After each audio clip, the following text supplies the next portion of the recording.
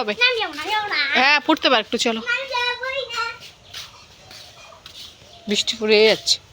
চাল কুমড়া হয়েছে আমাদের কাছে, ওই যে আরেকটা জিনিস মা কই দেখলো একটা, না থাক মা পারবে নি পরে, একটা খাওয়া হয়ে গেছে, আরেকটা হলো ওই পাশে আছে, মানে টোটাল 3টে ধরেছে। পাতো পাতো, এই গুলো জামাটা পড়তো। মা তোমার আল্লাতে না এত পিঁপড়া দেখলাম কেন, যে কাপড়গুলোর মধ্যে দেখো তো, তোমার আল্লাতা বাবা, তোমার আল্লাতে নিজের দোষে, মানে তোমাদেরটাতে ভিতরটাতে। হ্যাঁ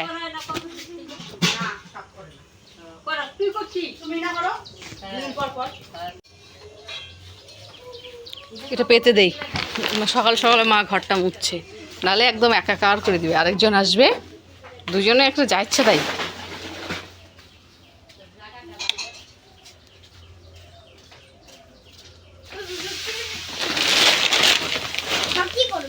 এই যে পাতি না, তোমরা দুজন তো ধরবি না, সোনুকে ধরিস না।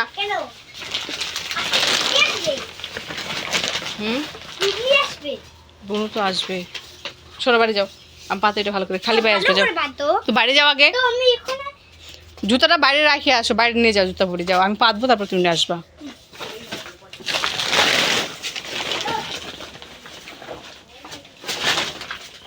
কোন পাশে পাতলা? না এই পাশে পাতো, ঠিকই আছে, এ পাশে পাতো।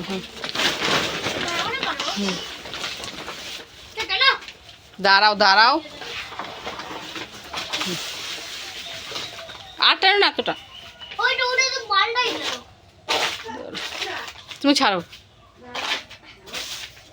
দেখে দেখে তুমি সরো, তুমি সরো, তুমি সরো, এটা এদিকে আটটু আনতে হবে, দেখি সরো, তুমি পায়ে সরো না, আরে তুমি সরো, উঠো বিছনাতে। হ্যাঁ বাস, হুম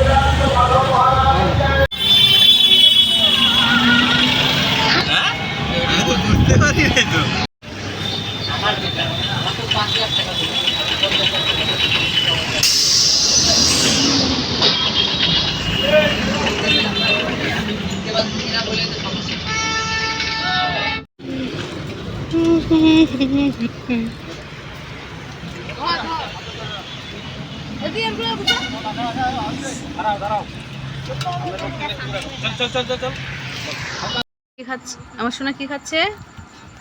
পুরি আর পায়েস। রাত্রেবেলা আজকে আর কিচ্ছু হবে না, শুধু পুরি আর পায়েস খেয়ে থাকবো সবাই। ভাত আছে, সবজি আছে, ডিমের ঝোল, কে খাবে খাবে, আমরা তো পুরি পায়েসই খাবো না বাবা।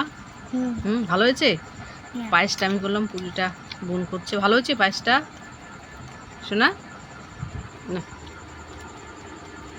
আমার লক্ষ্মী ছেলে। পায়েসটা ঠিক আছে বাবা, ঠিক আছে।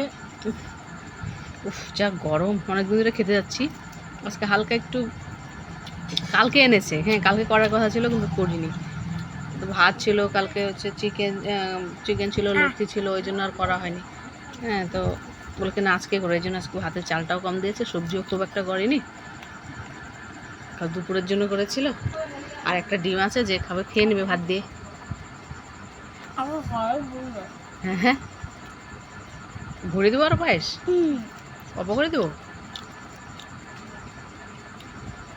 বেশি করে দাও, বেশি করে দেবো, একটা খাই তাও খাই, হ্যাঁ দেবো।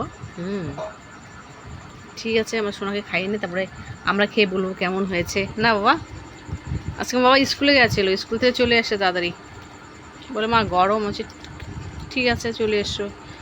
আর কি হয়েছে, ওদের স্কুলে না ফ্যান চুরি হয়ে গেছে, ফ্যান লাগাইছে, ফ্যান লাগিয়েছে, এই জন্য কয়েকদিন স্কুলে পাঠায়নি। মাস্টাররাও বলেছে যতদিন না ফ্যান লাগাচ্ছি পাঠিও না, আর হচ্ছে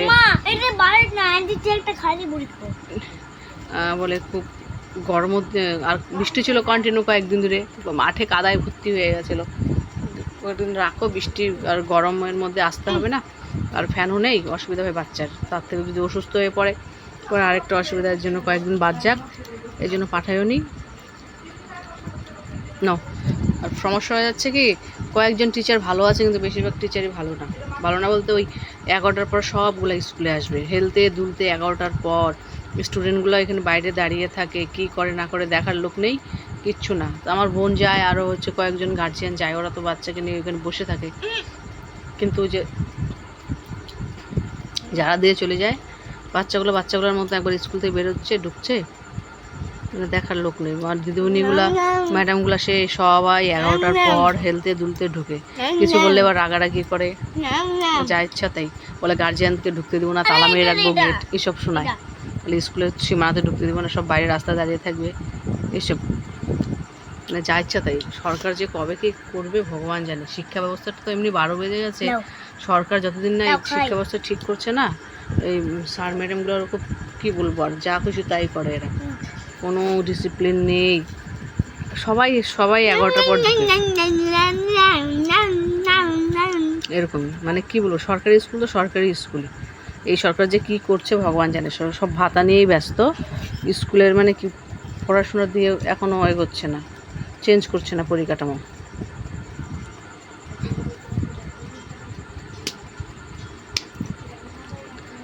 তো যাই হোক, ওকে খাওয়াতে থাকি, দেখি কালকে স্কুল যাওয়া তো কিসের বন্ধ?